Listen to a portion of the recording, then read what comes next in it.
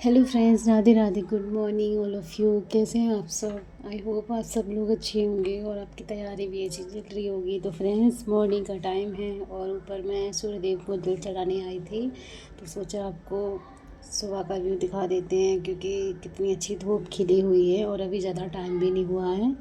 तो आप देख सकते हैं कितना अच्छा मौसम है आज का। Hello friends, Radhe Radhe. कैसे हैं आप लोग? उम्मीद करती हूँ आप लोग अच्छे होंगे और आपकी तैयारी भी अच्छी चली होगी।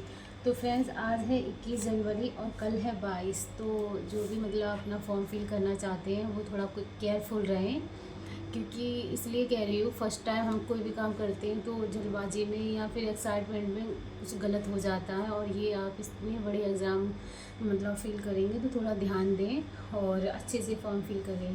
और पढ़ाई से रिलेटिव अगर मैं कुछ कहूँ तो मैं यही कहूँगी आपसे फ्रेंड्स, कि जितना हो सके आप रिवीजन करें और सी सेट को भी मतलब साथ में उतना ही टाइम दें जितना आप डीएस को दे रहे हैं। तो अगर आपकी ये 5 टॉपिक कंप्लीट हो गए हैं, जैसे कि history, geography, economics and environment, ecology and environment, ये सारे टॉपिक अगर कंप्लीट हो गए हैं तो इन सारे मतलब सब्जेक्ट की पीवाई को ज़रूर लगाएं, क्योंकि पीवाई को लगाने से क्लियरिटी बहुत अच्छी आती है। और प्रीवियस ईयर के क्वेश्चन की अगर आपके पास बुक है तो आप उससे रिवाइज़ कर सकते हो, मैं इससे रिवाइज़ करती हूँ। तो फर्स्ट मेरा रहेगा रिवीजन। और फ्रेंड्स, मैं बस यही कहूँगी कि जितना हो सके आप रिवीजन करना अच्छे से और अपना फॉर्म अच्छे से फिल करके मतलब आना, ताकि कोई गलती ना हो और आप अच्छे से एग्ज़ाम दे पाओ। तो अब हम बढ़ते हैं आगे और करते हैं अपना रिवीजन।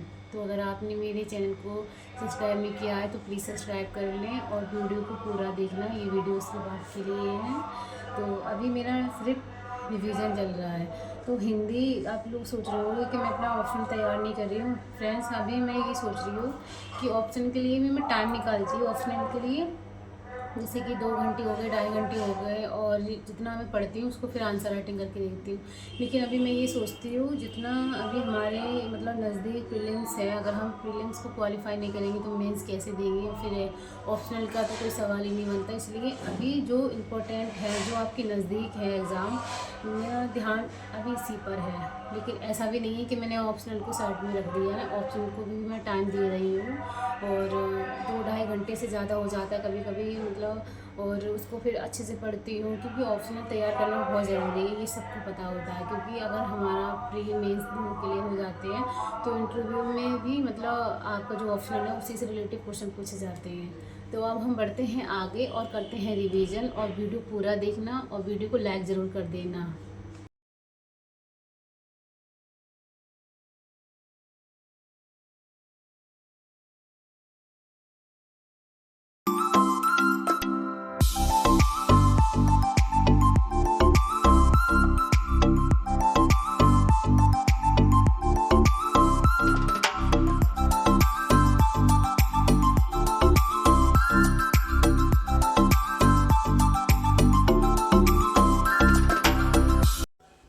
तो फ्रेंड्स, अभी मैं रिवीजन कर रही हूँ और आप लोग अगर मेरी तरह तैयारी करते आए हैं 1 साल से, तो कल फॉर्म फिल होगा और उसको भरना है आपको।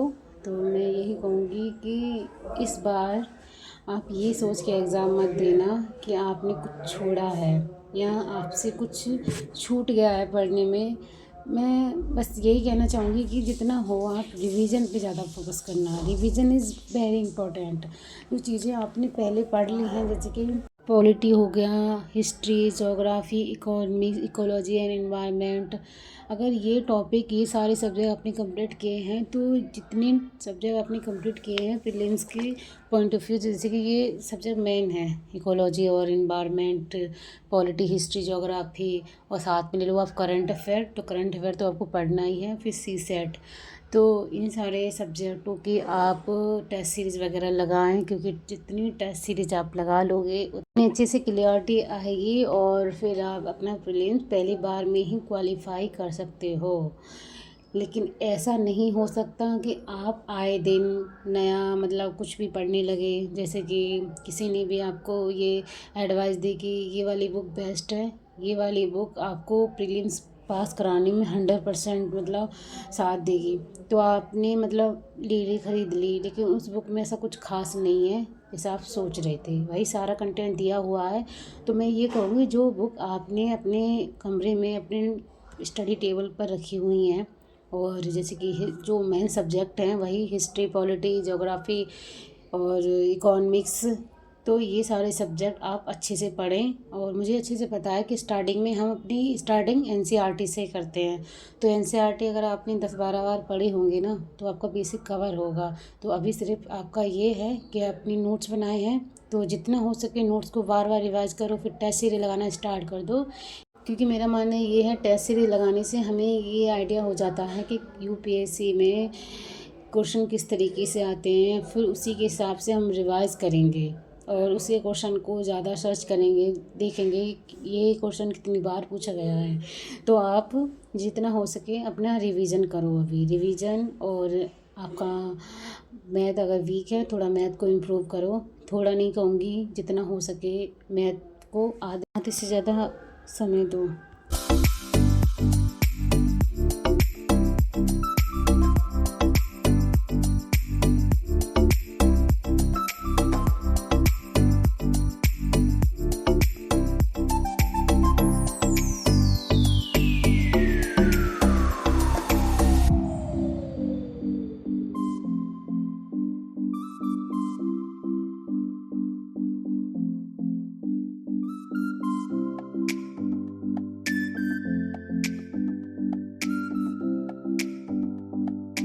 तो फ्रेंड्स, फर्स्ट स्लॉट कंप्लीट करने के बाद फिर मैं ऊपर आ गई थी और यहीं पर मैंने अपना हिंदी का रिवीजन स्टार्ट कर दिया, क्योंकि मुझे धूप में पढ़ना बहुत अच्छा लगता है और इसलिए मैंने फर्स्ट स्लॉट कंप्लीट किया। फिर खाना खाया था और उसके बाद ऊपर आ गई थी।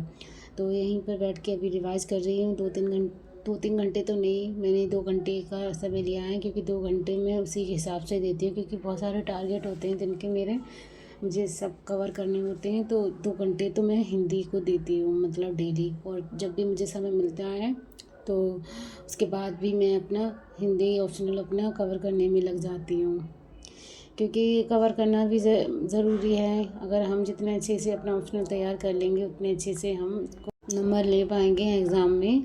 तो जितना हो सके अपना ऑप्शनल अच्छे से तैयार करो। मेरे पास समय कम है, इसलिए मैं कभी 2 घंटे, कभी 3, और कभी कभी ऐसा होता है कि 3 से ज़्यादा भी मेरा मतलब मैं ऑप्शनल के लिए अपने टाइम निकाल लेती हूँ।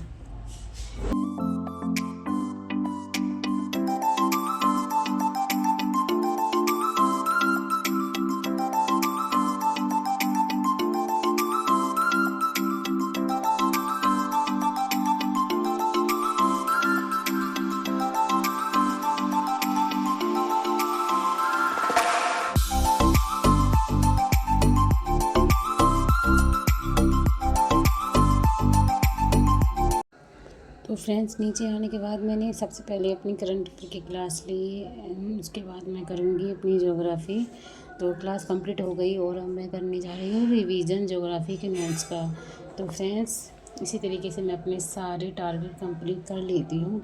जो भी मैं अपने टारगेट मॉर्निंग में सेट करती हूँ, ऐसा नहीं है कि सिर्फ लिखने के लिए वो आपको सीन कराते हो, वो सारे टारगेट मुझे कंप्लीट भी करने होते हैं।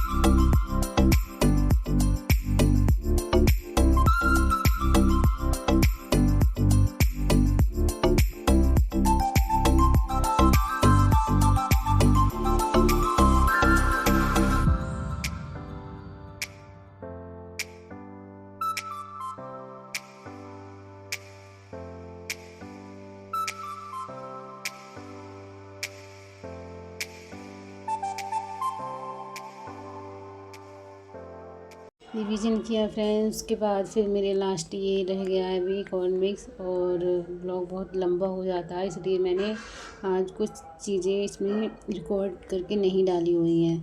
तो अभी मैं ले रही हूँ इकोनॉमिक्स की क्लास, और ये 2 घंटे की क्लास है, तो इसको कंप्लीट करूँगी।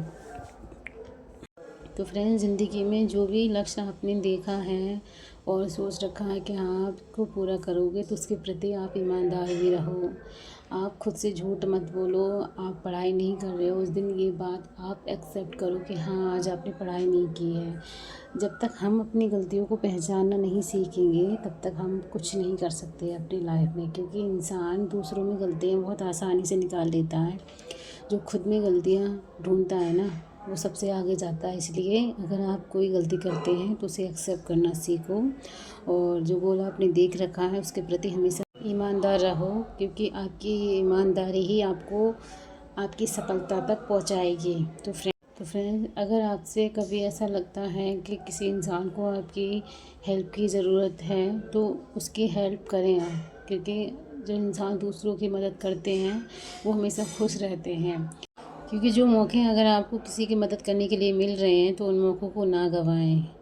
तो फ्रेंड्स, आज का ब्लॉग हम यहीं पे स्टॉप करते हैं। अगर आपको मेरा ब्लॉग ये अच्छा लगा हो तो प्लीज़ मेरे वीडियो को लाइक कर देना और चैनल को सब्सक्राइब कर लेना। तो अब हम मिलते हैं अपने नेक्स्ट ब्लॉग में। तब तक आप अपना ध्यान रखना और अपनी पढ़ाई अच्छे से करते रहना। बाय।